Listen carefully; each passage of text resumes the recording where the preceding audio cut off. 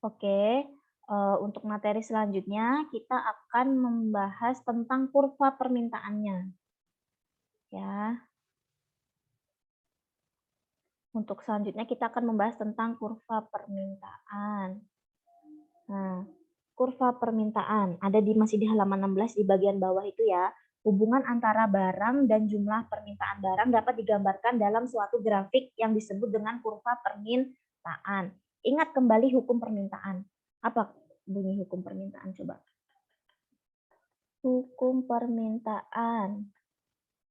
Semakin tinggi harga barang atau jasa, maka jumlah barang yang diminta makin sedikit. Sebaliknya, makin rendah harga suatu barang atau jasa, maka jumlah barang yang diminta semakin banyak. Ya, kalau harganya murah, barang yang diminta banyak. Kalau harganya mahal, barang yang diminta akan sedikit. Nah, ini Ibu akan kasih contoh kurvanya nih. Perhatikan ya, di sini ada tabel. Kita perhatikan dulu tabelnya. Ya, ini kurva permintaan untuk pembelian bawang merah, ya. Permintaan untuk pembelian bawang merah, karena kalau misalkan kita membahas permintaan, ingat kita berlaku sebagai konsumen atau pembeli. Nah, dilihat ini ada harga per kilo, ya, harga bawang merah per kilo. Perhatikan. Di tabel ini ada harga 5.000, 5.200, 5.400, 5.600, 5.800. Semakin ke bawah harganya semakin mahal. Nah, dan perhatikan juga jumlah yang diminta. Di tabel yang sebelah kanannya. Ada setiap kalau harga bawang merah itu 5.000. Kalau harga bawang merah itu 5.000, jumlah yang diminta bawang merahnya ada 10 kilogram. Ini satuannya kilogram ya, karena ini harga per kilo. Nah, kalau harganya jadi 5.200 naik Rp200, maka jumlah yang diminta jadi 8 kilo.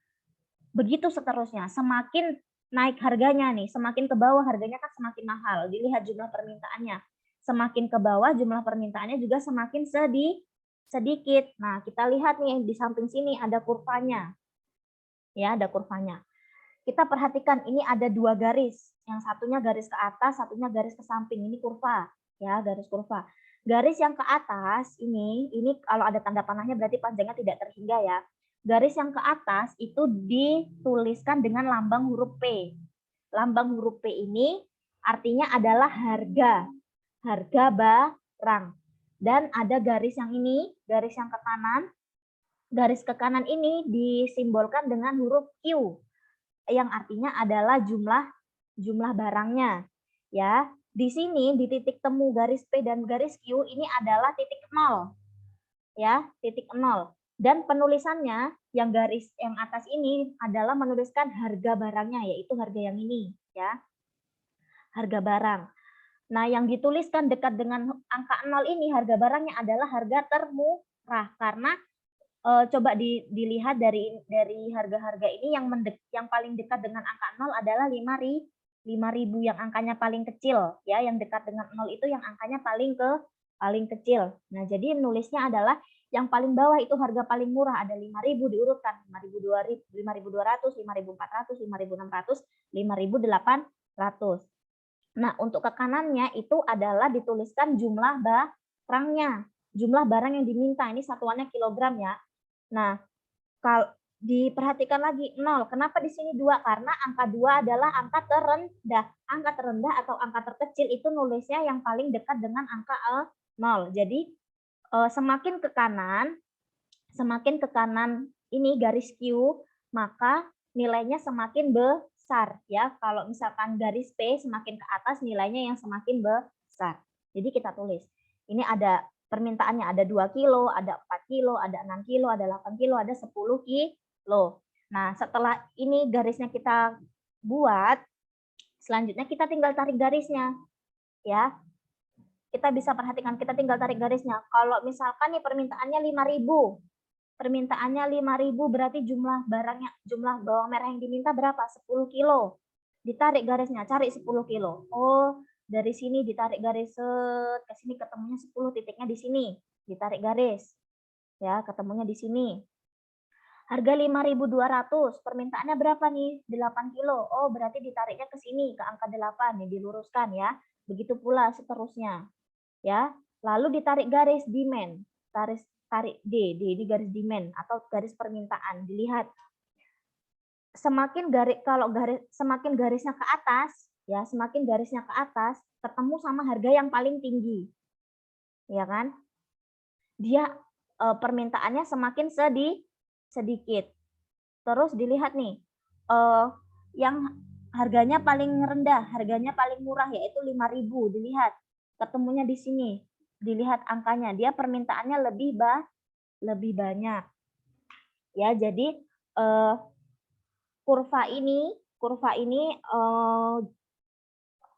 untuk memudahkan kita dalam membaca permintaan suatu barang.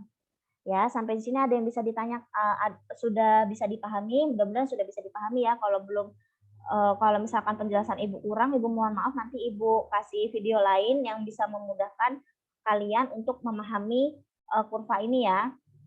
Nah, selanjutnya kalau sudah, ini ada ayo berlatih. Nah, setelah tadi kita mempelajari ini tentang kurva permintaan, ya, sekarang ayo kita berlatih membuat kurvanya. Ibu sediakan di sini tabel ya. Ibu sediakan tabel. Silahkan kalian buat kurvanya seperti yang sudah Ibu contohkan tadi. Ya, ini ada harga barang, harga apa nih per mangkok dalam rupiah, anggaplah ini harga mie ayam ya, harga mie ayam. Kalau harga mie ayamnya 20.000 satu mangkok, berarti jumlah yang diminta ada 120, ya kan? Semakin murah harganya nih 12.000, permintaan mie ayam yang diminta semakin banyak nih. Silahkan kalian buat garis kurvanya, dikerjakan di buku kalian masing-masing. Ibu tunggu sampai dengan pukul 3 sore ini ya. Terima kasih atas perhatiannya, soleh-soleh semuanya, selamat belajar. Ibu minta maaf apabila dalam penyampaian kurang jelas dan kurang memuaskan. Ibu mohon maaf sebelumnya apabila ada salah kata. Ibu akhiri. Wassalamualaikum warahmatullahi wabarakatuh.